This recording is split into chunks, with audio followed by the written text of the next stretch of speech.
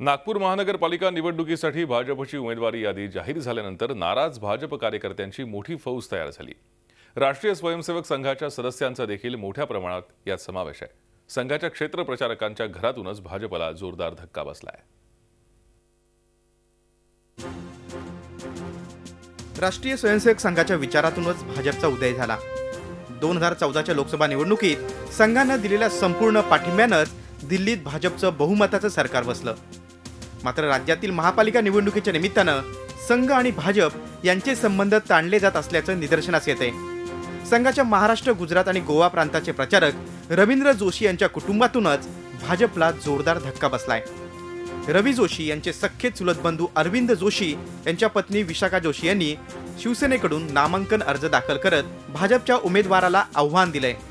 हे काय आपलेच लोक आहेत आणि ह्यांना नाही दिलं तरी पण हे काही तोडून बाहेर जाणार नाही, हे परत इथेच काम करतील। हा जो भ्रम आहे ना, तो कुठेतरी आणि कोणीतरी तोडायलाच पाहिजे। ह्या गोष्टींचा सगळा मी विचार केला आणि मी ठरवलं की हे कुठेतरी थांबलं पाहिजे, की टेक इट ग्रँटेड हा जो विषय आहे हा कुठेतरी संपला पाहिजे। आणि म्हणून मी हे खूप मोठं पाऊल उचललं हे मला माहिती आहे, पण मी हा निर्णय घेतला। RS मुंडले महाविद्यालयात प्राध्यापक असलेल्या विशाखा जोशी यांना जन्मता संघाचं बाळकडू मिळालं। पती अनिरुद्ध जोशी हे सुद्धा संघाचे स्वयंसेवक आहेत। विशाखा गेल्या 8 वर्षांपासून भाजपच्या सक्रिय कार्यकर्त्या होत्या। पश्चिम नागपूर महिला मोर्चाच्या अध्यक्ष म्हणून त्यांनी काम केलंय। अंतिम क्षणी तिकीट कापल्याचा आरोप त्यांचे पती डॉक्टर अरविंद जोशी यांनी केलाय। महिलांना स्थान द्यायला पाहिजे, कार्यकर्त्यांना स्थान दिलं पाहिजे।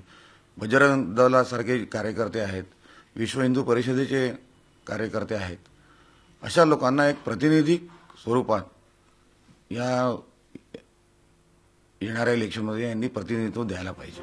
विशाखा जोशी धरमपेठमध्ये राहतात, त्यामुळे मुख्यमंत्र्यांच्या प्रभागातूनच ही बंडखोरी झालीय। संघ परिवारातील कार्यकर्त्यांना तिकीट दिलं नाही तरी चालतं, हा भ्रम तोडण्यासाठीच अर्ज मागे घेणार नसल्याचं विशाखा जोशी ठाम सांगतात।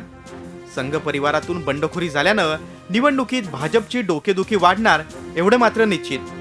जितेंद्र शिंगाडे, झी मीडिया, नागपूर। झी 24 तास रहा एक पाऊल पुढे।